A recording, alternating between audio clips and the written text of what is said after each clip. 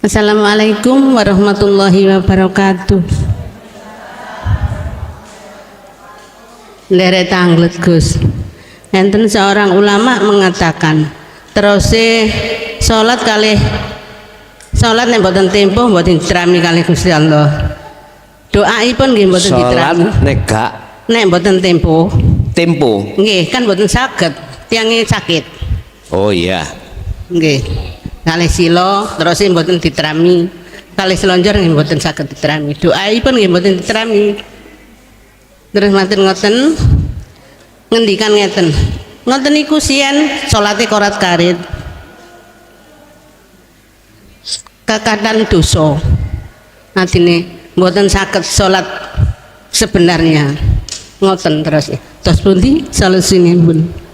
Assalamualaikum warahmatullahi wabarakatuh. Waalaikumsalam warahmatullahi wabarakatuh. Sholat yang tidak sesuai dengan aturan sholat dalam gerakan itu gak diterima Allah. Mohon maaf, niku Pak Yai nopo? Yai, Pak Yai ya? Pak Yai, oke. Nek Pak Yai ku pantes numpak ngerayai. Nek Yai ya diwalik.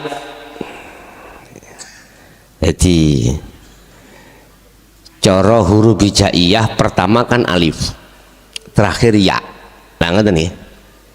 Iki diwalik ya i. Berarti ya didhisikno, didahulukan alifnya keri.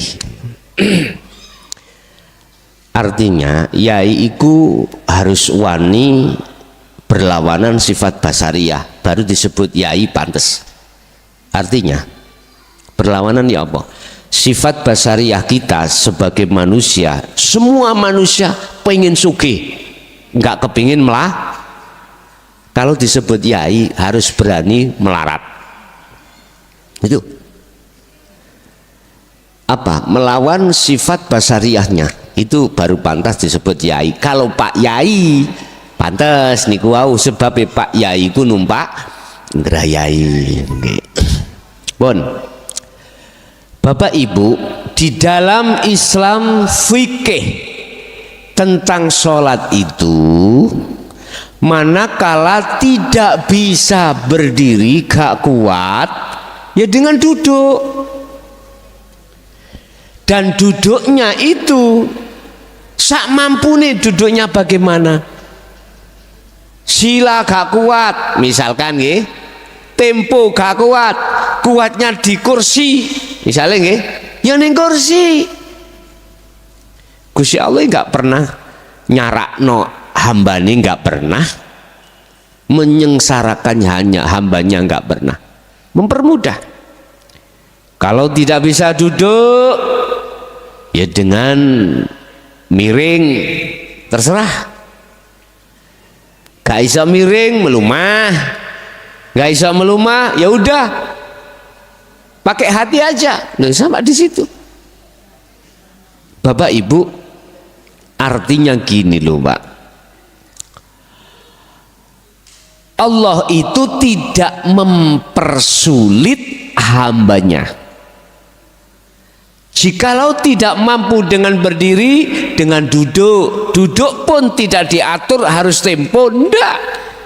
Duduk pun tidak diatur harus gini, pokoknya duduk. Jikalau kau bisanya sholat itu seperti blekok turu, silakan. Blekok turu ya apa? Kontol nih loh, kontol sing tidur. Itu kan kakinya diangkat satu. Ada toh? Silakan, wong mampunya di situ kok. Duduk seperti beruang ya monggo, saenake sampean. Artinya gini Pak, secara fisik terserah, yang penting ruhaniyahmu itu menghadap, wajah ruhaniyahmu itu menghadap terhadap wajah Allah, itu yang terpenting. Paham nggih? Nek ono Pak Yai ngomong gak sah, ya mohon maaf ya, Apa tah Pak Yai iku sing ngesahno lan sing orano? Hah? Punya wenang? Enggak punya, Pak. Kalau dia mengatakan berwenang untuk mengatakan sah dan tidak, berarti menempati sifat hakikatnya Tuhan. Nah ini, mohon maaf Pak, sekali lagi mohon maaf. Kita memang diproses Allah, tidak semudah apa yang kita bayangkan. Tetapi setidaknya kita harus tahu tentang diri manusia itu. Ketahuilah tidak hanya berunsur jasmani, tetapi juga rohani. Ini yang tidak banyak manusia pikirkan. Jadi mboten bener Bu ya, mboten bener. Sing bener niku ruhaniyah itu menghadap wajah Allah. Urusan fisik terserah, bah tempo, bah gak tempo, bah ngadeg, bah gak ngadeg, terserah mawon. Paham Bu nggih? Nggih, ada lagi.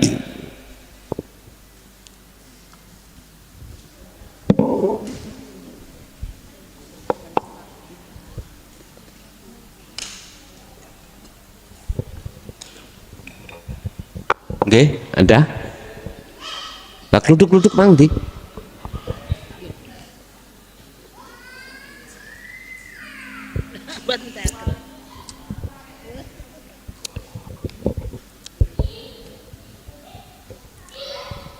Di majelis tidak ada, ya kita langsung ke jalur interaktif.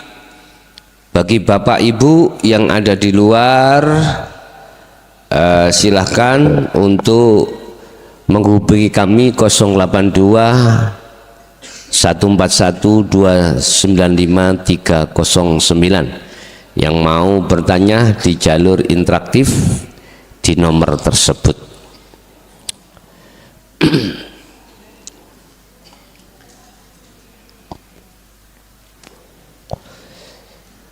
Sebagai tambahan aja bagi panjenengan dimanapun Anda berada di daerah mana, mengingat ini 2024 ada kita di ajang politik, ya dah. Aku hanya berpesan, janganlah kau menyoblos mereka yang ngasih uang, nyobloslah mereka yang nggak ngasih uang. Udah itu aja, ya. Karena kau bukan mata uang. Tuh kok nek jenengan iki moto duiten ya gak ngerti ya.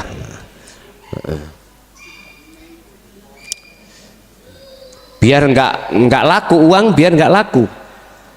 Biar pejabat-pejabat nanti nggak memikirkan untuk mengembalikan bondone, ya. Gitu loh maksud saya. Kalau selama Anda imanmu bisa dibeli dengan uang, ya nggak tahu. Ya, yang sudah bergabung bisa kami terima. Assalamualaikum. Waalaikumsalam. Saya Gus. Dari mana Bapak? Purwantoro, Jawa Tengah. Mau tanya Gus? Nggih, monggo. Saya itu sudah ketemu Aladin. Ketemu? Selanjutnya itu bagaimana Gus? Ketemu apa Pak? Saya, ya. Sudah ketemu? Apa Gus? Panjenengan sudah ketemu apa tadi? Aladin. Ya. Yang tunggal itu Gus. Ya. Nggih, terus siapa Aladin niku Pak? Pripun niki?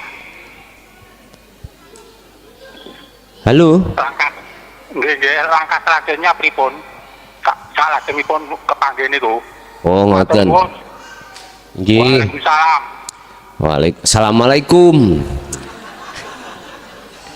Sinten Aladin?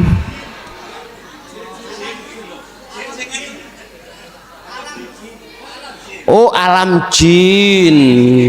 Ya. Nggih.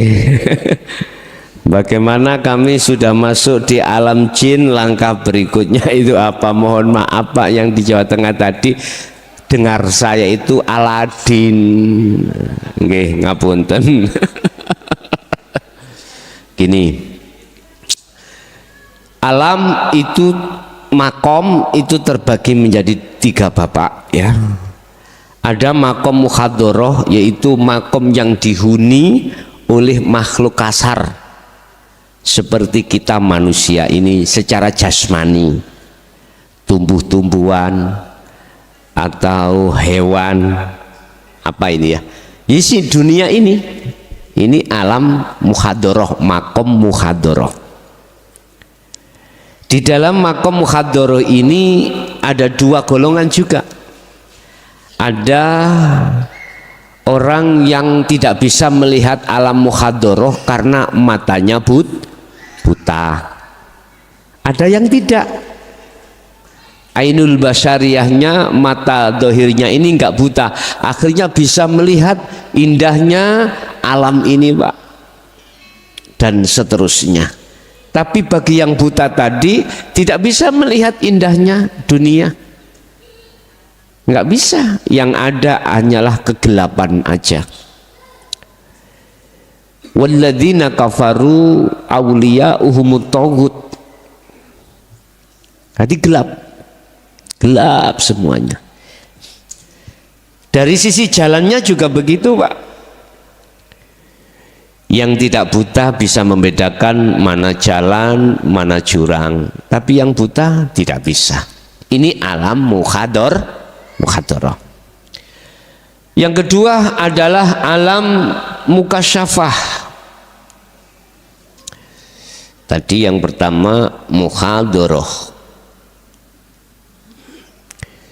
yang kedua adalah mukasyafah, alam yang dihuni oleh gaibnya makhluk seperti malaikat, seperti jin, iblis, atau para roh-roh leluhur ya. Belum bisa kami terima, tak teruskan biar tuntas pertanyaannya. Di situ ada alam malakut yang dihuni oleh para malaikat. Ada alam jabarut dihuni bangsa jin atau setan, begebluk dan teman-temannya. Ada alam lahut yang dihuni oleh para arwah-arwah kekasih Allah saja. Bapak Ibu, ketika panjenengan masuk di dalam alamnya jin, ketahuilah itu alam mukasyafah, itu makom mukasyafah, makom kebukanya gaibnya makhluk terhadap panjenengan. Orang lain belum tentu bisa melihat jin, jenengan bisa, karena gaibnya jin dibuka oleh Allah terhadap jenengan. Tapi ketahuilah, bukan itu maksud tujuanmu solo atau kholwat, bukan itu tujuanmu zuhud, bukan. Itu masih sekitar makhluk, itu masih bicara makhluk. Ini kurang spektakuler Pak ya. Ada yang spektakuler lagi. Jenengan masuk di dalam alam alam lahut atau alam malakut, alam di mana di situ jenengan masuk di dalam lauhil mahfud, bertemu terhadap buku-buku catatan seluruh umat manusia dan takdir-takdir yang akan terjadi. Spektakuler. Innallaha ya'lamu ma fis sudur, seakan-akan seperti itu.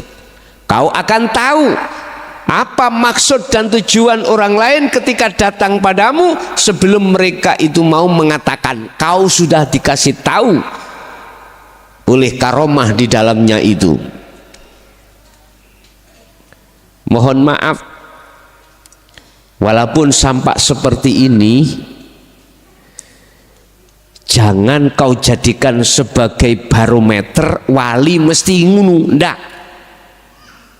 Kekasih Allah mesti cirinya di situ, ndak.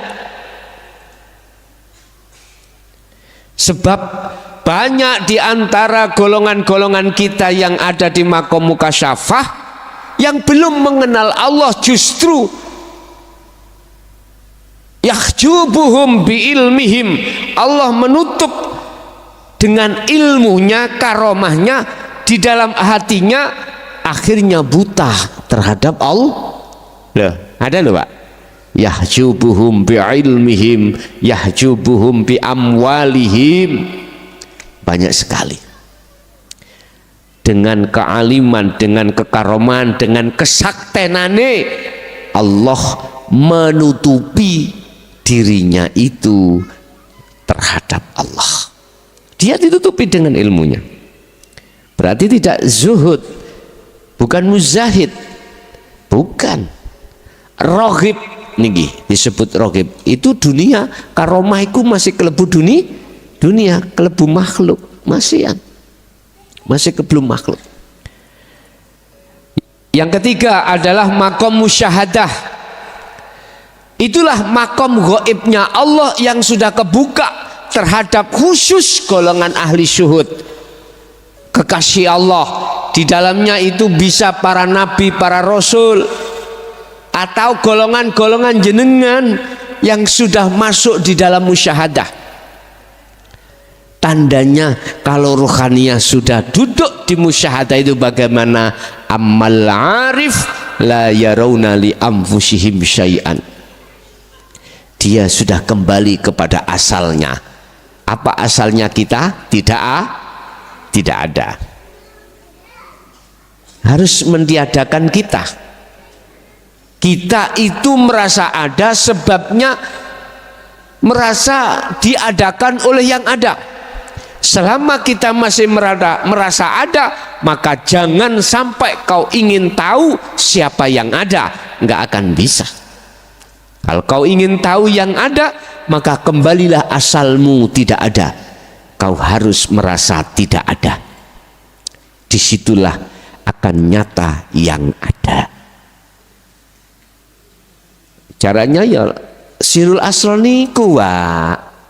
Lah kok no sirul asrar? Kuncinya ada di situ. Pokok muaranya semuanya ilmu tasawuf yang berbagai macam jalan. Muaranya ada di situ. Muaranya ada di situ. Makanya ilmu tauhid yang katanya ndaki ngomong model kaya apa? Kalau tidak belum mengerti sirul asrar, mohon maaf lah. Yang katanya aura dibukakan lewat gini-gini, hati-hati sampean. Nih, muaranya semuanya itu ada di sirul asrar untuk sampai fana'ud dzikri, atau boleh saya katakan dari tauhid la ilaha illa antalah sehingga bisa sampai la ilaha illa ana. Ngeten. Jadi apa langkah jenengan ketika saat masuk dalam alam jin? Sibukkan hatimu memegang teguh zikir sirul asrar biar selamat, tidak terbegal di dalamnya itu. Apa terbegal? Terganjal di dalam alam itu. Sebab jenengan pengin sakti ning alam jin gampang Pak ya. Engkau Anda menjadi tukang ramal kok bisa. Untuk mencari keuntungan kebutuhan dunia mudah sekali di situ, atau di dalam alam apa, alam jabarut, alam malakut, terserah Anda. Istilah itu nanti dalam hatimu akan memunculkan sinar cahaya yang dari malaikat bisa putih, yang dari jin bisa merah. Istilah lain, api kita kita ambil dari oncor. Tahu oncor nggih? Obor itu bisa Anda buat untuk mencari ayam yang hilang. Bisa di kandang gelap ya, saya mencari, ketemu, iya kelihatan. Sampai juga memakai cahaya dari senter Senter, apa itu senter? Sentolop itu, Rek. Ya. Itu bisa, cahayanya putih, kelihatan juga. Sama. Antara malakut dengan bangsa jin silakan. Sama. Cuman bedanya nek malaikat iku putih, kalau jin itu merah. Oke. Cuman sing soro itu kalau merah itu kita mencari ayam, ayamnya itu di gadangan. Tahu gadangan ya? Apa gadangan, Rek? Yang banyak rendengnya itu loh. Iso kebok kabeh iki. Kandang. Nah. Terus kalau keterak angin, ketiup angin juga gampang mati. Kalau sentolop kan enggak, Pak. Sentolop. Jadi Pak, tolong sampean pegang teguh rapat tali Allah lewat dzikir sirul asar begitu. Ya, untuk yang berikutnya bisa kami terima. Assalamualaikum. Halo. Halo. Waalaikumsalam warahmatullahi. Dari mana? Dari Medan. Dari Medan, silakan. Ibu tah bapak ini? Halo. Halo, ini ibu ya? Iya Pak, ya Gus, saya lagi kurang sehat ini suaranya kayak laki-laki. Gus, ini Bu Ida dari Medan. Iya. Langsung yang ditanyakan ibu. Saya mau nanya gini, kan saya kadang-kadang kalau lagi beribadah itu, lagi sholat, lagi zikir, lagi baca Quran, saya usahakan bertajalli Allah itu di dalam diri saya dengan mengingat sifat ma'aninya kan. Tapi kadang-kadang kalau udah makin teringat ke dalam, saya makin bergetar, makin terharu, makin menangis dan terisak-isak. Begitu juga dengan baca Quran, bergetar tuh kulit itu. Jadi yang ingin saya tanyakan, itu diri yang mana yang sampai begitu itu, Gus? Itu aja, Gus. Terima kasih, Gus. Terima kasih banyak. Iya. Assalamualaikum warahmatullahi. Waalaikumsalam warahmatullahi wabarakatuh. Ibu dari Medan ya. Bentar lagi kita bertemu Bu, insya Allah di Medan atau Banjarmasin. Nah, ketika ibu sudah berjalan di atas sirul asrar untuk mentajalikan, manakala di situ ada nafsu alladzi yuwaswisu fi sudurin nas minal jinnati wan nas, ibu jangan khawatir. Ibu tidak akan tersesat, ibu tidak akan tertipu oleh bisikan-bisikan nafsu itu manakala hati ibu sudah betul-betul bertajalli pada Allah. Artinya ibu sudah tidak akan pernah meyakini, mengimani selain Allah itu ada. Walaupun itu nafsu tetap menggoyah terhadap diri kita. Jadi kuncinya Bu, nggih tolong untuk menguatkan tajalli kita, kita harus tetap memegang teguh tali Allah. Dan perlu diketahui Bu, apa yang ibu lakukan amaliyah itu, zuhud itu sesuai dengan makalah malam hari ini, itulah yang dimaksud Rasulullah sebagai tabi'inat tabi'in, pengikut Rasulullah, bukan penggemar Rasulullah. Oke, kita terima di belakang Ibu Medan dari Malang Batu. Siapa ini? Assalamualaikum. Waalaikumsalam Gus Badan. Inggih. Halo. Halo. Inggih. Yang ditanyakan Bu.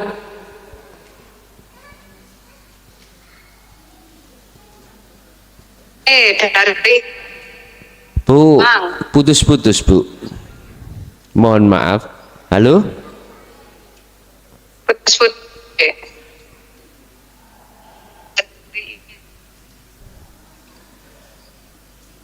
Ngapunten, sinyalnya kurang mendukung pada HP kami ya. Ya. Ya. Di belakang Ibu. Assalamualaikum. Halo.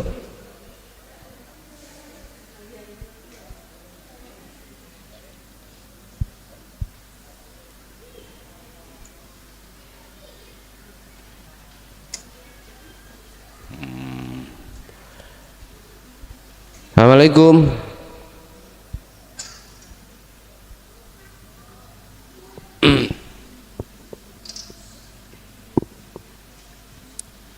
Halo. Waalaikum. Halo. Waalaikumsalam. Waalaikumsalam, Gus. Mau tanya, Gus, dari Jember, Gus. Dari Jember, silakan. Gus, orang syariat bilang ya, Gus, kalau kita mau menginjak ke hakikat, syariatnya harus dibetulin terlebih dahulu. Dibetulin. Kan gitu, Gus? Iya, Terus orang hakikat bilang, Gus, kalau kita mau naik kelas, mau naik peringkat, kita harus menginjak ke hakikat. Kan gitu, Gus. Iya. Yang saya tanyakan, Gus, bisakah orang syariat, Gus, usul sampai walaupun tekun ibadahnya? Itu, Gus. Apakah orang syariat bisa wusul? Apa tadi? Iya, bisakah orang syariat sampai atau usul kepada Allah tapi dia tetap di syariat, Gus? Oh, walaupun tetap di syariat. ibadahnya itu Iya, tekun, iya. gitu. Iya, iya. Ya, Iya. itu aja, Gus. Oke. Terima kasih. Assalamualaikum. Waalaikumsalam warahmatullahi wabarakatuh. Bapak Ibu hadirin jamaah rahimakumullah, memang pada umumnya di dalam hukum syariat itu mewanti-wanti, memesan-mesan, jikalau kau masuk dalam hakikat syariatmu, kuati dulu,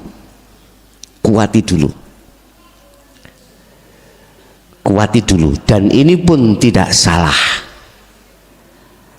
Tetapi kalau maksudnya berpesan itu untuk wayasudduna an sabilillah, maka saya katakan malam hari ini itu bentuk propaganda supaya kau terus menerus bersukaria di dalam kelas syariat saja.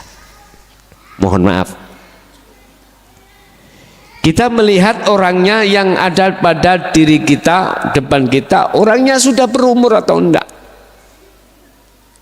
Masa sih orang 60 tahun, 70 tahun suruh melajari kitab lagi? Mohon maaf kalau konteksnya ilmu kami kurang sependapat. Kalau konteksnya itu laku dohiriyah, nggak ada masalah. Contoh, biasanya kami umur 60 itu nggak pernah sholat 5 waktu. Misalkan, kalimat itu kalau maksudnya konteksnya membenahi syariatnya dulu dalam hal tingkah laku secara fisik, setuju saya. Karena sistem wasilun itu seperti itu. Setuju. Walaupun itu umur 60 bahkan 70 tahun, tapi kalau konteksnya ilmu pengetahuan, nah ngapunten ingkang kathah. Kayak jenengan ngene iki terus dikongkon ngaji ngelmu nahwu sorop gelem ah. Wis masane wis entek dulur. Sudah habis. Wis sing penting jenengan kali kula niki bagaimana nata laku njero didelen jaba. Wis ngoten. Wis. Terus pertanyaan lagi tadi, apakah orang-orang syariat itu betul-betul bisa wusul di dalam syariatnya? Tak jawab gini, Pak. Kita harus tahu duduk-duduknya laku itu di mana. Dikatakan syariat itu yang bagaimana, dikatakan hakikat itu yang bagaimana. Wis, kita terjemahkan dulu apa sih syariat, apa sih laku syariat itu. Laku yang ada kaitannya dengan jasmani. Wis, kunci ini, dikunci. Laku syariat adalah laku ibadatul jawareh, laku yang ada kaitannya dengan jisim atau jasmani, dan ini ditata di dalam ilmu namanya ilmu syariat. Wis. Terus nama dari sebuah laku, contoh nama sholat, nama haji, nama sodakoh, nama lo ya, nama jenengan makan, minum, itu nama kuwabeh semuanya itu.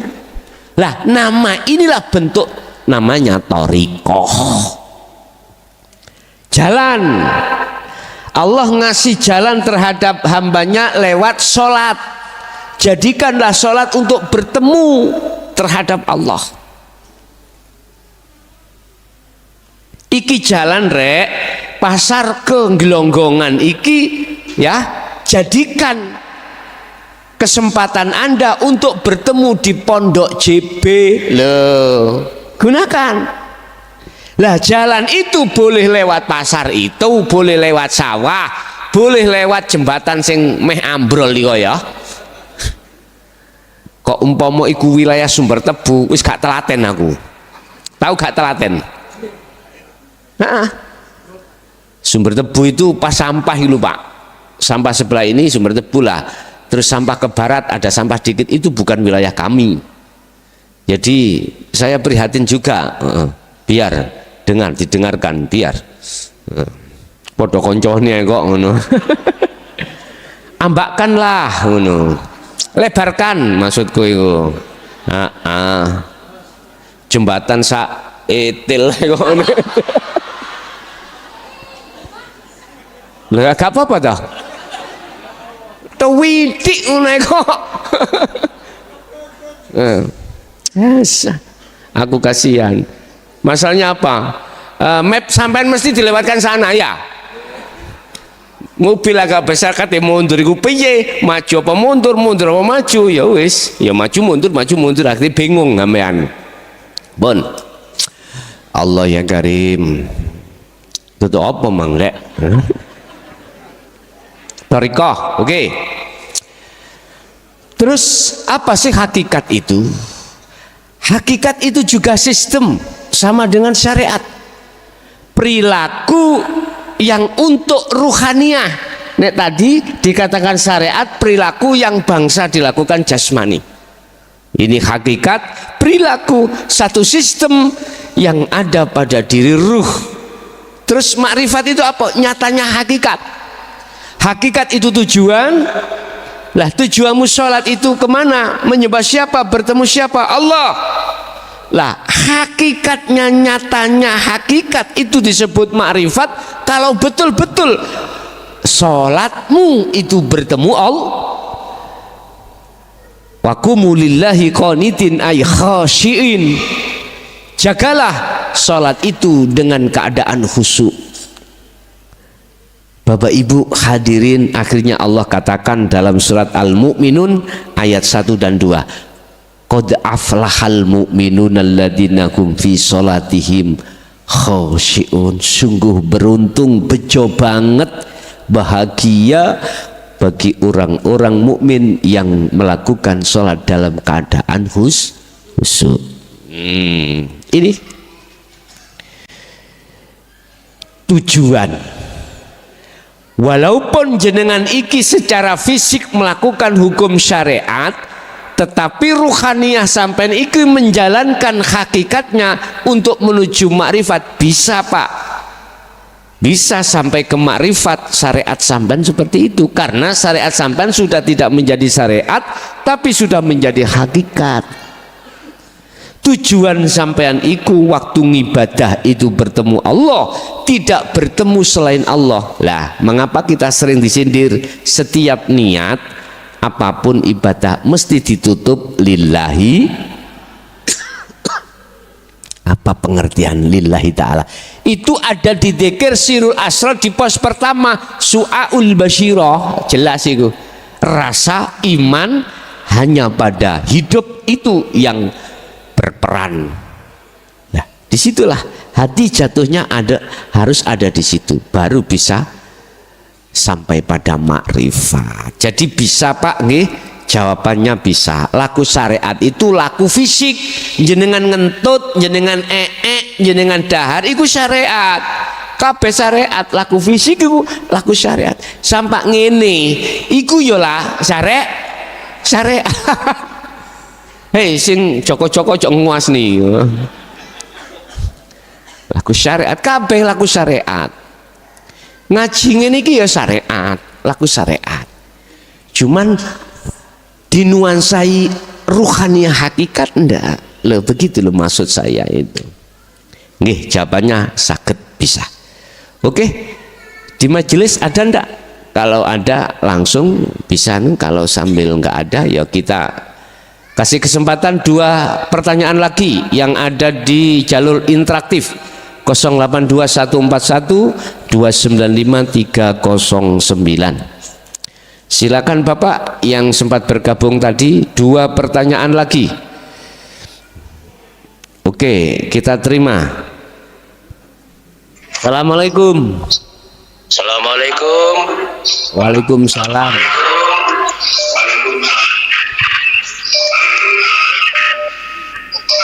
Halo Pak.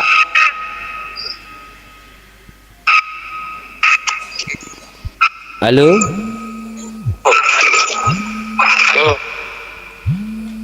Iya, putus-putus Bapak. Halo.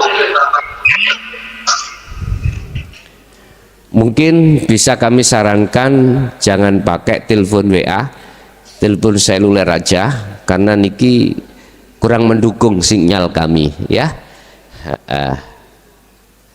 Ya, assalamualaikum. Waalaikumsalam. Langsung yang ditanyakan Bapak. Saya dari Kerawang mau nanya. Orang yang meninggal kan menurut hadis itu semua hal anak solehah yang mau bermanfaat dan amal jariah menurut hakikat itu gimana Gus? Terima kasih itu saja Gus.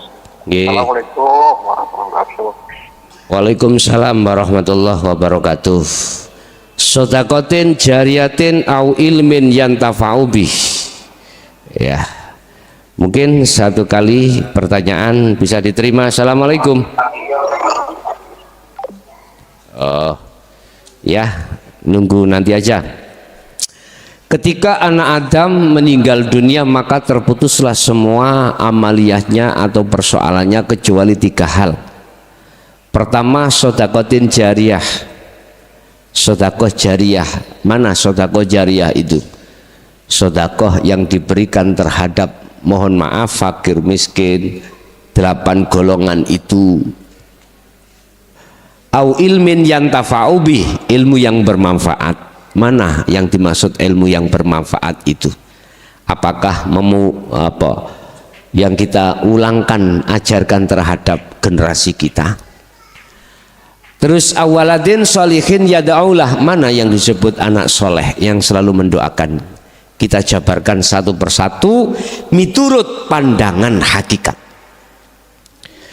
Sodakoh jariyah, dikatakan sodakoh jariyah apabila Anda ketika melakukan sodakoh jariyah disertakan ruhaniyahmu itu madep nang Gusti Allah. Artinya harus kau sertakan zuhud. Kalau tidak, itu akan nanti masuk pada kecelik boleh. Artinya kita akan tertipu. Loh, nafsu itu gak menyuruh kita ke lokasi saja Pak. Nyuruh sholat, nyuruh sedekah, nyuruh haji, nyuruh apapun. Tapi hatimu jangan memandang Allahnya. Itu nafsu. Semangat kita beribadah Pak, secara fisik, jawareh, ya. Tapi nafsu membisiki terhadap ruhaniyah kita. Jangan pernah ini wajah tu wajhiya lilladzi. Jangan, nggak boleh Pak. Nafsu nggak memperbolehkan. Harus menghadap terhadap selain Allah. Apa pahala? Apa pingin masuk surga? Dijauhkan dari neraka, jauhkan dari adab, bala dan lain sebagainya. Itu Pak. Makanya kita istighosah. Apa tujuanmu istighosah? Padahal istighosah itu ngalem nang Allah. Supaya dijauhkan pahala, jauhkan dari bala, mocong. Supaya rezekiku terus membuka. Ya Fatahu ya Alim, ya Fatu ya Fatah ya Rozak, ya Fatah ya Rozak. Iki cara wong iku mlaku tengah dalan kebegal. Subhanallah, pandangan hakikat. Udah. Berarti sodakoh jariyah yang tidak disertai ruhaniyah, duduk di tajalli, itu miturut pandangan hakikat bukan termasuk nilai sodakotin jariyah. Ndak. Ilmu yang bermanfaat itu yang mana? Ilmu yang sudah panjenengan terima ini terus sampai amalkan. Arti amalkan dilakoni lewat kholwat zuhud, itulah yang dimaksud ilmu yang bermanfaat. Anak soleh yang selalu mendoakan itu yang mana? Anak soleh itu soleh bagus-bagus atine, bukan bagus jasate. Hakikat loh, pandangan hakikat ya. Nek pandangan syariat yo ilmu bagus jasate pak, gak tahu coplok sarung sebabnya sunat gak waras. Iku nek cara biyen jenenge alias alnggondangi. Lah ngene. Abuh biyen niku. Masalahnya apa? Infeksi loh Pak. Biyen kan mboten enten dokter nggih Pak nggih. Sunat iku gak ono sing nggih pati rasa utawa pil-pil, enggak ada. Gelati kula masalah ngeri kula. Kula dhewe biyen disunat ngono. Hati disadak, tahu disadak nggih? Disupit niku ya. Ditarik cek gak ngenai gathakane ngono lho iku. Waktu motong hadi saking landepik namanya pisau itu mak cling koyo gak kerasa mari pawanas. Kula biyen iku dikreceki kanca-kanca. Sapa sing sunat nangis engko rabine oleh rondo jare ngono. Jawabe rasane atiku lho enak, dalane wis halus. Lah ngene ya. Ngoten mawon lha apa bingung-bingung. Bukan itu yang ku maksud. Bapak Ibu ngapunten ingkang kathah. Jadi anak soleh iki maksudnya ruhaniyahnya yang bagus. Ruhaniyah yang bagus adalah ruhaniyah yang ahli zuhud, ahli suhud, ahli juhud, ahli suhud. Juhud itu apa sih? Juhud itu proses laku nang Allah. Nek suhud sudah sampai, akhirnya masuk kelompok disebut kelompok ahli suhud. Nah inilah anak soleh. Ketika dia berdoa pada Allah terkait masalah orang tuanya, mesti pak kakak mesti diterima. Fatalaqa Adamu mir rabbihi kalimatim fataba alaih wa qala aidan yaghfir lakum dzunubakum wallahu ghafurur rahim. Kalau ini sudah duduk di situ anak ini, maka sebetulnya yang memberikan, yang berafal, yang berperan hanyalah Allah, bukan anak. Sing nulung iku akhirnya bukan anak tapi Allah. Karena apa? Karena namanya arif itu sudah fana, mak. Sudah fana. Anaknya itu sudah fana, makhluknya sudah fana. Berarti Allah langsung. Inilah yang ku maksud. Allah punya sifat jaiz, cuman satu. Sifat jaiznya Allah. Apapun yang bertentangan dengan hukum baik yang secara syariat maupun hakikat, kalau yang berdiri itu sifat jaiznya Allah, nggak ada yang bisa menghalang-halangi. Contoh ya. Kita sebagai manusia di mata masyarakat wis jelas iki neraka. Molimo iku wis gak tau leren. Molimo tau molimo ya? Medok yo madon, madat, maling, mabuk, yo main. Uripe digawe ngono terus secara syariat, tapi kita tidak tahu beliau itu sibuk dzikir.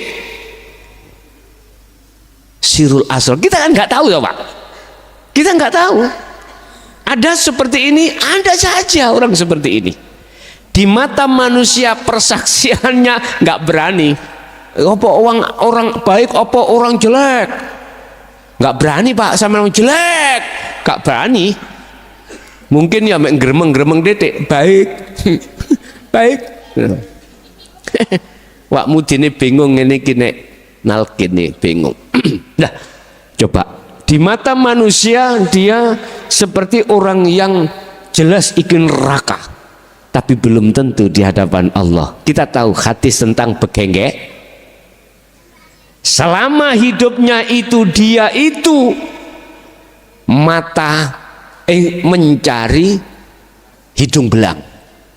Wis gampangane esuk iku payu awan lho, payu maneh siang sore bahkan malam gak ono lereni.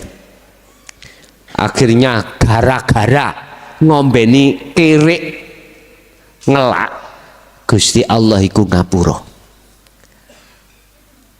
Ya coba. Ada lagi siapa yang terkenal, imam kita Imam Ghazali di dalam Ihya Ulumuddin diterangkan, bukan karena sholatnya beliau, zakat, puasa, hajinya beliau dimasukkan surga Allah, enggak, karena beliau hanya ketika saat mengarang kitab tersebut asbaknya itu Pak Mangsi ada lalat yang ingin meminum, dia berhenti untuk tidak meletakkan pulpennya ke asbak, menunggu dia minum dulu. Hanya karena ini, sepele Pak nggih. Loh, pengertiannya dalam, Cak. Pak, pengertian dalam. Apa? Beliau tidak melihat dari sisi af'al si lalat, tidak. Enggak. Inilah yang kumaksud beliau ketika amaliyah itu berzuhud. Imam Ibnu Mas'ud tadi saya katakan 2 rakaat disertai dengan zuhud itu lebih baik daripada Anda sholat seumur hidupmu selama-lamanya tidak berzuhud. Lebih baik yang pertama tadi. Wis, keceono iki. Berarti kesimpulannya yang lebih kita kedepankan adalah akhlak ilahiyah, ruhaniyah ini pada Allah. Untuk jasmaniyah mungkin ya itu ya penting ya kita letakkan di nomor 2. Ingat mengapa W.R. Supratman dalam lagu kebangsaan Indonesia Raya dia katakan bangunlah jiwanya, bangunlah badannya, nomor 2. Bangunlah jiwanya, bangunlah. Kita nggak sadar kalau orang-orang Indonesia disemprot atau disindir lewat lagu kemerdekaan Indonesia. Syekh Ibnu Athaillah kalau berbicara tentang mencari guru atau mencari sahabat dekat, apa? Carilah sahabat dekat bagimu yang alim ilmu hakikat walaupun bodoh ilmu syariat. Melihat dawuh dari seperti ini, maka miturut pandangan Syekh Ibnu Athaillah menjawab semua pertanyaan yang selama ini berkembang di masyarakat. Apa? Pertanyaannya yang berkembang di tengah masyarakat, manakala ilmu syariatmu belum mampu, jangan masuk hakikat. Lah gitu toh? Itu adalah pembodohan. Udah, saya katakan sekali lagi, itu adalah pembodoh. Bagaimana Anda yang sudah umur 60, umur 70, bahkan 90 RPA? Apa? Masa sih jenengan disibukkan lagi untuk memahami ilmu syariah? Satu sisi kau tinggalkan hukum-hukum hakikat untuk merubah karaktermu di mata Allah.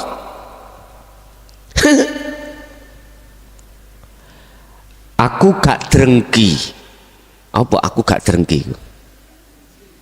Aku gak benci mereka yang tekun dan tebal ilmu syariat. Enggak, itu enggak. Justru itu tambah baik, dengan catatan kau tidak tinggalkan sistem ilmu hakikat tasawuf tauhidmu pada Allah. Itu silakan.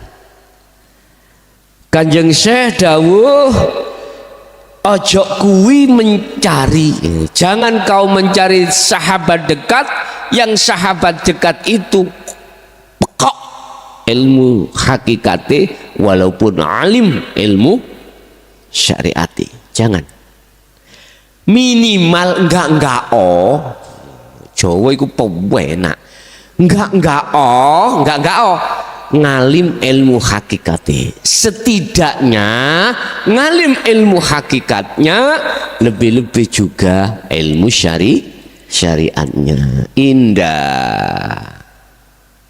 Indah sekali.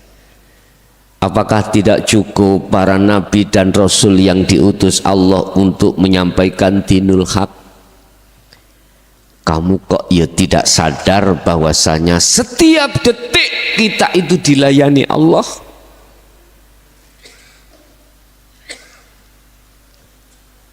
Bapak Ibu hadirin, saya minta ulasan lagu dari Bang Haji Roma Irama tentang tersesat. Inilah yang dimaksud Allah dalam surat Ibrahim ayat 3, ulaika fi dhalalim ba'id. Mereka yang ruhaniyahnya condong pada dunia, itulah ruhaniyah yang tersesat. Bukan jasmani loh Pak ya, bukan. Kita sholat, kita ibadah, hati kita condong pada makhluk dunia, yaitu surga ataupun pahala. Kita melakukan sesuatu perkara yang bersifatkan ibadah secara syariat, ujung-ujungnya hati kita ingin dilihat orang, dipuja orang. Apalagi arepe nyalakno bupati. Tebar pesona dong. Ngerti tebar pesona?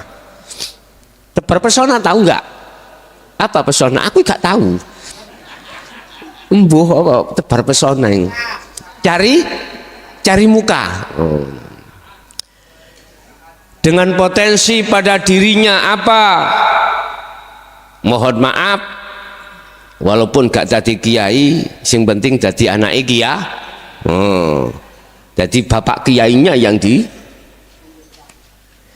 ada potensi pada diri kita apa? Harta benda. Kasihkan uang, kasihkan wes. Ada potensi, Pak. Kuwi gak ndek apa-apa sing kok gawe. Nah, ada potensi uang. Bagi-bagi. Masuk di dalam organisasi-organisasi yang endingnya itu pilih aku. Lah ngeten ta? Iki jenenge kebo nantang pasangan. Paham? Kebo nantang pasangan, Bu? Gak ngerti. Kebo iku ya kebo. Kerbau, pasangan. Apa pasangan? Perangkap. Itu loh Pak. Kebo kita buat ngukul iki lho, brojol iki lho apa? Kita buat bajak itu loh. Kan dikasih pasangan toh. Kebo nantang pasangan. Artinya kita nantang pada Allah janji amanah. Amanah, itu amanah. Berat Pak. Membawa amanah itu berat, sungguh berat. Hemat saya ngalir aja lah. Gak usah menjadi kebun nantang pasangan. Kamu tahu masyarakat Indonesia, uang apa yang dibagi-bagikan oleh dewan eksekutif dan legislatif? Tahu nggak kau? Saya kasih tahu. Sering saya katakan untuk pendewasaan kita dalam berpolitik seperti baginda Rasulullah Shallallahu Alaihi Wasallam. Uang yang dibagikan terhadapmu wahai masyarakat sebetulnya uangmu sendiri. Percaya enggak? Loh Gus, dasarnya dari mana? Prosesnya mana? Awak dhewe iku ya wis dadi lurah 30 de. Dadi titik akeh iku gak nemen gobloke. Ya, kasih tahu gini. Ini konteksnya adalah hati yang di luar condong pada Allah loh ya. Hati yang konteksnya condong pada dunia itu apa? Ya selain Allah, termasuk surga itu dunia ya, makhluk. Pahala makhluk, pujaan orang makhluk, pangkat, jabatan, kedudukan, apapun bentuknya makhluk, itu dunia disebut. Dinisbatno duniawiyah, dikelompokno duniawiyah. Gini, saya tidak bicara konteks ruhani yang condong pada Allah, saya konteks ruhani yang condong kepada ar-raghib, adalah duniawiyah. Mesti memakai sistem murtabe, jual beli Pak. Makanya muara politik itu di situ, tapi Rasulullah gak seperti itu. Makanya saya luruskan bagaimana sih politiknya Rasulullah, mumpung ini mau 2024, biar Indonesia gak nemen remei, ngoten lho maksud kula. Yes. Uang yang Anda terima itu sebetulnya adalah uang Anda sendiri lewat proses apa? Gini, satu contoh, saya mencalonkan menjadi kepala daerah. Saya harus punya modal Pak, bah modal dengkul ya, bah modal uang, bah modal figur, pokoknya modal lah. Ketepatan saya ya juga ada modal potensi dengan uang, saya kasihkan des. Total jenderal saya habis 5 miliar. Ono sing taunya ke 5 miliar uang sak mene kae? Lho, gak tahu. Podo. Podo. Nggih. Habis total jenderal 5 miliar itu mesti saya itu punya buku Pak, buku pengeluaran. Tak total mulai kumpulan pertama ngumpulkan, tak belikan sarung, tak belikan beras, pulang tak kasih uang 100-an atau 200-an. Wa yastahibunal hayatad dunya 'alal akhirah. Kau tidak tahu ya, wahai masyarakat Indonesia, hari ini kau harus tahu, itu uangmu di total kabeh. Kemudian saya jadi kepala daerah, mbuh daerah ndi gak roh, mbuh daerah izin, mbuh daerah apa. Apa langkah yang harus pertama aku lakukan dan aku pikirkan? Modal 5 miliar harus lekas kembali. Caranya bagaimana? Kasih tahu dong. Aku ini buka rahasia pribadi ini kan. Iya. Allah ya Karim, saya digaji oleh masyarakat lewat pemerintah 1 bulan berapa? Nggak tahu aku gak tahu nak kuno kok. Wis katakanlah 10 juta. Tapi saya banyak potensi di situ memarap atau mengolah anggaran-anggaran yang dikucurkan oleh pusat atau dan lain sebagainya. Saya harus bisa mensiasati. Bahaya loh Pak ngomong ini Pak. Tapi saya bukannya kok ya menyalahkan, enggak, mengkritik supaya tidak terjadi seperti itu lagi untuk tahun 2024. Anggaran-anggaran yang diprogramkan setiap tahun untuk masyarakat kita, mohon maaf, saya siasati. Katakanlah 1 titik habis 100 juta, tulisannya 100 juta. Berbagai macam bagaimana saya cara untuk mensiasati keluarnya uang tidak 100 tapi catatannya takok saya Aku iki mbai, gampang mensiasati, gampang. Loh, itu kan uang panjenengan, hak panjenengan, lah gitu toh. Baik dilewatkan infrastruktur atau yang lainnya, banyak macam sekup-sekupnya. Lah wong yang berwenang mengatur anggaran iku saya, dalam 1 tahun dalam penyerapan anggaran itu harus selesai, gampang. Baik koruptor kok aku, gampang sekali. Istilah bahasa siasati. Gak mungkin jenengan masyarakatnya tahu, gak mungkin Pak. Yang tahu ya saya sendiri atau pejabat yang dekat aku. Nah di sini itu kan hak sampean. Makanya jangan salahkan kepala daerah manakala melakukan gratifikasi atau pemarapan, mohon maaf, anggaran. Jangan salahkan, yang salah kita. Mengapa kita mau dikasih? Hargamu dibeli berapa? 50, 100. Mojokerto, ya mohon maaf, kok Mojokerto? Majakarta. Negara Majakarta, ya, itu bisa dibeli 50.000 keok, amin. Masyarakat sendiri yang salah, jangan salahkan beliau-beliau.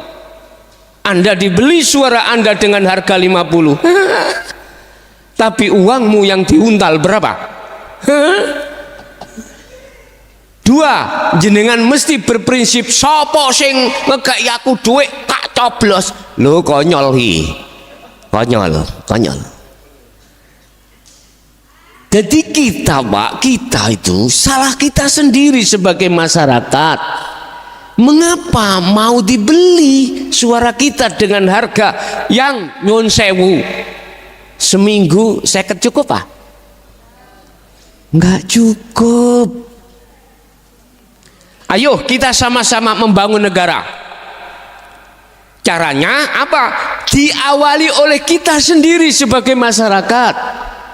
Jangan pernah mau dibeli. Jangan pernah mau. Pilihlah mereka yang tidak memberi kamu. Mereka kalau tidak memberi kamu, dia tidak modalnya modal Aku yakin tatkala diberikan Allah amanah, tidak mikir bagaimana modalku iki kembali wong gak modal, gitu ya. Logikanya seperti itu.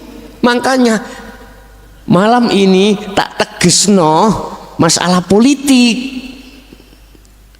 Walaupun aku mulai kecil nggak pernah Pak, sekolah politik nggak pernah. Wong SD gak lulus, itu nggak pernah. Cuman ketika saat saya masuk di dalam umarok di paling rendah kepala desa, begini, berarti gak salah Pak nek umpama pejabat itu melakukan pelanggaran hukum karena pertama kali jenengan sing murui. Nggak terasa toh? Nggak terasa. Apa? Jenengan milih aku gelem milih sapa sing ngekei duit. Allah ya Karim. Inilah Pak yang berkembang di tengah masyarakat tentang politik yang kotor. Estu. Aku yakin siapapun panjenengan sebagai kandidat dijadikan Allah membawa amanah tanpa ada modal sedikit pun. Anda ketika kerja logikanya ngomong mesti gak mudah Anda ini untuk memperkaya diri. Apalagi ruhaniyahmu condong pada Allah. Apalagi syukur sing condong pada Allah, modalnya banyak, potensi untuk memberikan terhadap masyarakat banyak, sehingga niatnya tidak untuk nyogok rosi wal murtasi, tapi memang untuk mensejahterakan umat atau masyarakat. Diobral Pak pabrik itu no. Bapak Ibu hadirin jamaah rahimakumullah, itu aja sebagai apa? Sebagai pembukaan atau sebagai mukaddimah. Intinya membedakan antara ruhaniyah yang condong pada Allah dan condong pada duniawiyah. Kita masuk pada makalah atau pasal 55 Kitab Hikam, membahas tentang masalah perbedaan antara orang yang zuhud dan tidak. Qala musannifu rahimahullah, makalah ora setitik, ora kebuku setitik, ora kebuku sedikit, opo amalun satu amal, baroza kang muncul mingkol bin zahidin, dari hati seseorang yang berzuhud. Makalah tidak terbilang sedikit, opo amalun satu amal, yang amal ini muncul dari seorang ruhaniyahnya itu berzuhud. Apa itu berzuhud? Amaliyah apapun yang ditimbulkan oleh seseorang, yang ketika seseorang ruhaniyah zuhud pada Allah, maka inilah yang dimaksud seseorang yang condong pada Allah untuk menciptakan karakter ruhaniyah atau hati seorang yang seperti ini tidak mudah. Saya katakan tidak mudah bagi panjenengan, bagi kita manusia yang belum menerima dinul haq. Enggak mudah. Apa? Dinul haq, agama yang bertauhid. Enggak mudah.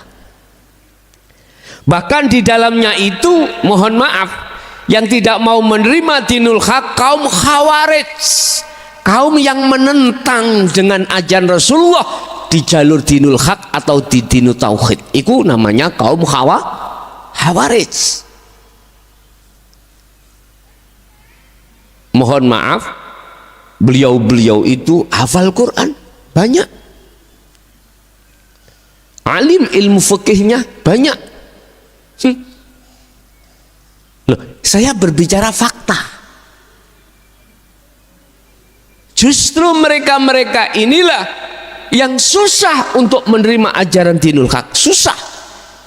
Bahkan mereka mempunyai label, dzalika dzalalatun, apa yang disampaikan ini kata kaum khawarij, imam-imamnya, apa yang disampaikan tentang dinul haq yang orientasinya untuk menuju ke akad, jelas itu sesat.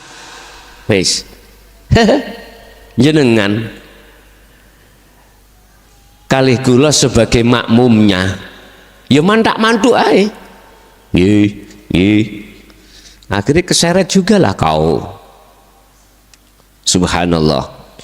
Justru kebanyakan, mohon maaf, mereka yang tidak alim tentang masalah ilmu-ilmu di dalamnya itu, di dalamnya apa? Di dalam itu tadi yang katakan sing tipis sarengati, iku baru sing kebanyakan mau menerima.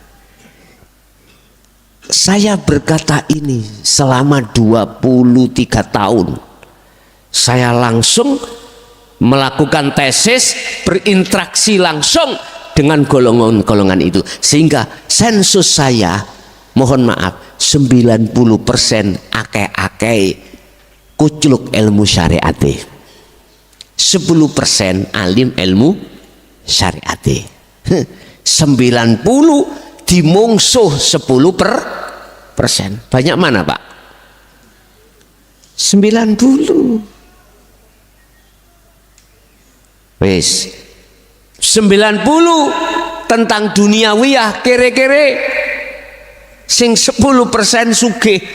Loh, waduh nggih. Makanya jangan heran kalau ngaji tentang masalah dinul haq itu orangnya kere. Ojo ditambah kalau ya. Allah ya karim pun. Siapa sih orang yang zuhud itu? Orang yang hatinya sibuk untuk melihat sang yang berperan. Siapa yang berperan? Alladzi fataras samawati wal ard. Itulah yang berperan. Alladzi adalah hidup, zat fataras samawat, sifatnya yang menguasai, yang mengatur, yang mengubahkan jagat langit wal ard, lan jagat bumi. Jagat langit mana? Hatimu, ruhaniyahmu, alamnya ruhani. Wal ard, ardi bumi adalah alamnya jasmani ini. Makanya di dalam setiap sholat ada doaul iftitah. Inni wajjahtu wajhiya lilladzi fatarus samawati wal, arahkanlah wajah ruhmu terhadap Allah. Ojo kok arahno wajahmu terhadap selain Allah, tapi yang banyak ya Allah. Ya sampean sebut sendiri. Makanya sudah pantas beliau Syekh Ibnu Athaillah dawuh makola ojo kok anggap sedidik opo amalun amal sing amal iki muncul dari hati yang zuhud. Salat misalkan, contoh salat 2 rakaat, hatimu masuk kezuhudan, otomatis kuncinya itu di dalam dzikir sirul asrar. Tidak dijahri, tidak disiri, tidak. Kuncinya kau masuk ke ranah musyahadah Allah, wajah Allah ada di sirul asrar. Sering saya katakan di dalam sirul asrar ada 3 pintu. Pertama bukanya Anda antak budallaha ka'annaka taroh, kata Rasul, ketika kau menyembah seakan-akan ka'annaka taroh, seakan-akan kau bisa melihat Allah. Seakan-akan itu enggak temenan toh Pak ya, seakan-akan. Fa illam taroh, apabila kau tidak bisa melihat maka seakan-akan kau dilihat Allah. Apa itu? Itulah munculnya iman, rasa di dalam hatimu bahwasanya karena hidup itulah dalam dirimu, Allah itu yang menggerakkan dirimu. Udah, hati fokus di situ. Itulah antak budallaha ka'annaka taro. Nanti bangun terus itu, bangun terus, bangun. Zikir yang seperti itu bangun ya, dibangun. Lebih suci ruhaniyahnya orang yang belum balik, anak belum balik daripada kita Pak. Lebih ma'rifat beliau begitu. Jadi lewat sirul asrar itulah sebagai pembuka, sebagai kunci Anda bisa masuk di ranah zuhud itu pun. Yang kedua, wala kathuro, ojo kok anggap akeh opo amalun siji amal baroza kang muncul mingkol bin rahibin, dari hati seseorang yang condongnya pada duniawiyah. Allahu Akbar. Dan sewu Pak. Iya ya, aku kok diamplopi piro ya. Asem. Sik kapan kula niku teng Lampung Pak. Dari Surabaya ke Jakarta naik pesawat, belalah kuasa dari Allah kula dapat rezeki. Pinggir kula niki kula pas sik ta. Kula pinggir kaca apa? Kaca pesawat lho pinggir dhewe. Kan wonten 3. Kursinya 3, saya pas pinggir ini ya. Terus ndelalah nomornya beliau itu satu bangku saya. Di tengah ini nggak ada orang, terus dia pas nomornya ada di yang nomor 3 gini. Nafsu bisi akal kula. Son wasno arek iku lak wayu ya. Nyun sewu lho, kula tak cerita tok. Tak cerita tok. Engko sampean damel pelajaran. Sampean damel pelajaran. Nafsu ngomong nang akal. Siji arek iku wayu ya durung rabi mungkin. Nek ndelok wajahe iku mau sik single peren.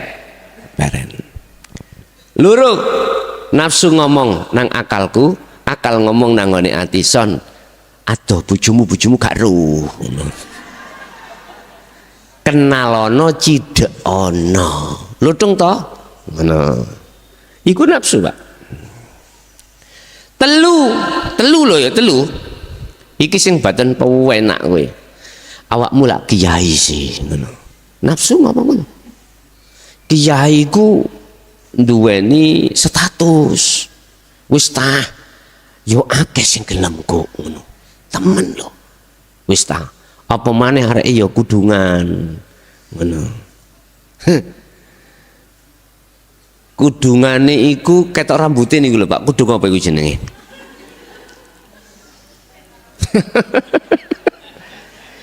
Lah ngoten niku nyuwun sewu Bapak Ibu, setiap kita dimanapun kita, nafsu itu tidak mau melepaskan kita.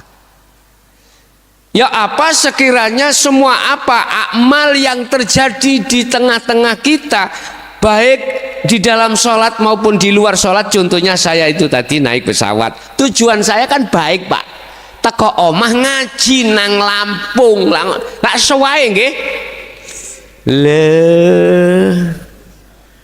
Ojo dhisik cung, lihat di tengah jalan prosesnya bagaimana itu nanti.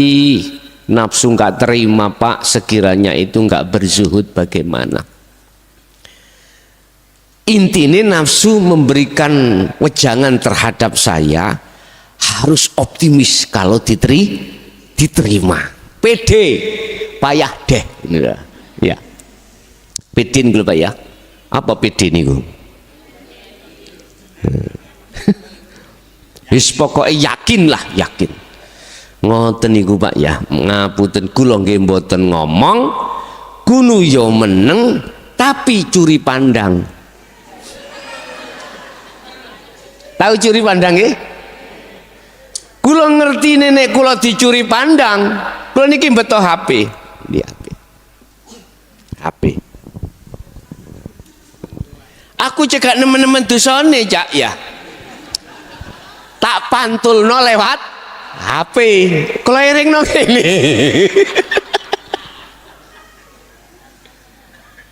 Siji loro dosane cekak nemen-nemen tak dobel ambek kacamata.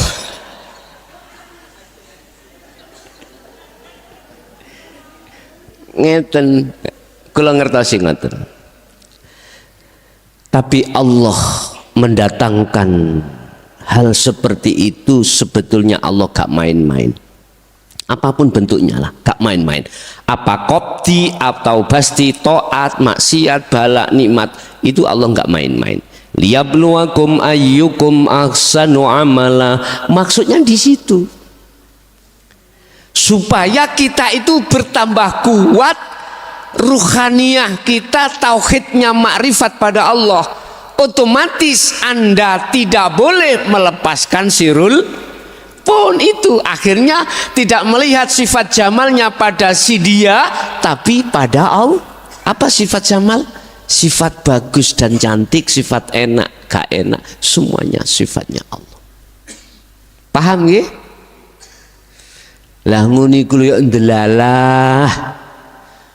medun niku ya mestinya kan dirinya sendiri dulu. Oleh karena banyak di pas niki cara kursi sing nomor pinten ya rada mburi titik ngoten lho. Rada mburi titik. Kan menunggu banyak penumpang yang harus antri keluar ngono. Dia kok gak bangun-bangun, gak ngadeg-ngadeg lho, gak berdiri. Lah kula sendiri juga bingung. Aku ngadeg apa gak? Nek ngadeg kok aku piye ngoten. Tah memang sengaja untuk menggoda saya, aku yang nggak tahu Pak, nggak tahu. Tapi yang jelas aku yakin nafsu bisik aku iku akmu kudu pede dia itu nyuri pandang nang awakmu ngoten ta. Padha Mas aku ya gak kalah Pak, ya tak curi men ini wow lah. Bapak Ibu, sebetulnya disitulah letak bagaimana perbedaan ruhaniah karakter kita, melihat jamalnya Allah atau melihat jamalnya makhluk. Bagi panjenengan yang karakternya itu ahli zuhud, otomatis sibuk hati sampean melihat jamalnya Allah, gak melihat jamalnya makhluk. Inilah Pak yang ku maksud, cintailah suami istrimu karena Allah, bukan karena lainnya. Aku sedikit kurang setuju Pak dengan adanya statement yang mengatakan kalau kau punya jodoh lihat nasabnya dulu. Ngaten nggih? Lihat keturunane dhisik. Iki keturunane ahli rampok apa ndak? Delok sik nasabe. Lihatlah dia li jamaliha karena dunianya. Pertama yang diletakkan pertama lidiniha, agama. Setelah agama linasabiha, nasab. Ketiga adalah lijamaliha, kecantikannya. Lah kebanyakan kita manusia itu fokusnya itu mentafsirkan fisik Pak, fisik. Agama secara fisik, kemudian nasab fisik, kecantikannya fisik, artinya fisik makhluk semuanya, makhluk. Ini saya kurang sepaham kalau maksudnya fisik, mestinya adalah ruhaniyah. Ad-din, ruhaniyah yang mana? Ad-din, agama itu yang mana? Apa sih agama itu? Ajaran dinul haq, ajaran yang mendidik ruhaniyahmu itu bertambah dekat pada Tuhanmu, tidak bertambah jauh pada Tuhan. Cuman berkata gini, siapa yang hatinya condong pada Tuhannya, maka otomatis semakin jauh hatinya bercinta terhadap selain Allah. Kebalikan. Dalam istilah rumus, siapa yang berjalan arah ke barat, maka semakin jauh arah timur yang ditinggalkan. Kebalikan juga begitu. Siapa yang hatinya condong pada selain Allah, selain Tuhannya, maka dia akan semakin jauh dari Tuhannya. Bapak Ibu hadirin, amaliyah yang di hadapan kita Allah tidak membedakan. Bah iku secara syariat dikatakan ibadah sholat atau di luar sholat sama. Yang tidak sama adalah ruhaniyah kita itu duduk di takholi apa di tajalli. Kalau duduk di tajalli berarti ahli syuhud atau ahli juhud. Sementara kalau duduk di takholi Anda adalah ahli hijab atau ahli rohib, itu di situ. Tergantung jenengan milih yang mana. Kita semuanya sudah diberikan Allah satu pilihan tentang ruhaniyah kita pada Allah itu bagaimana. wala katsura amalun baroza min qalbir rohib. Jangan kau anggap banyak amal sholatmu, puasamu, zakatmu, hajimu, sodakohmu yang kelihatannya secara fisik mulai sejak kecil sampai tua kau anggap iku mang besar. Jangan kau anggap besar, tetapi sebetulnya itu kecil.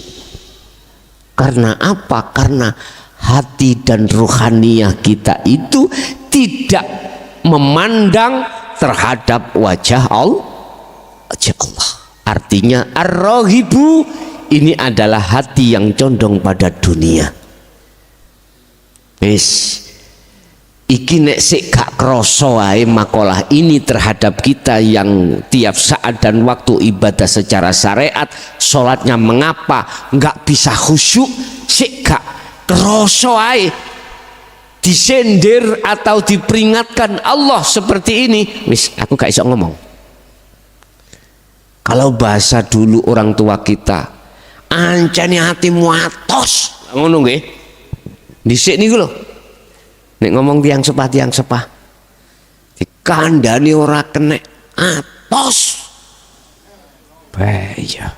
Dulu ingat Pak, seperti itulah orang tua kita ketika saat wis kapok, wis pegel, sudah capek mengingatkan. Allah sudah capek mengingatkan, sudah capek.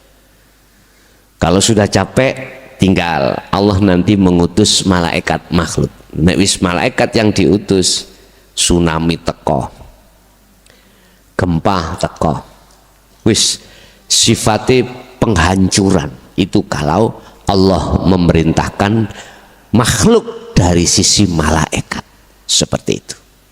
Bapak Ibu hadirin jamaah rahimakumullah, kesimpulan tanda-tanda satu amaliyah ibadah yang bernuansa zuhud itu ketika rohaniyahmu itu bersamaan dengan amaliyah jasad, Anda melihat sang yang berperan, yaitu Allah.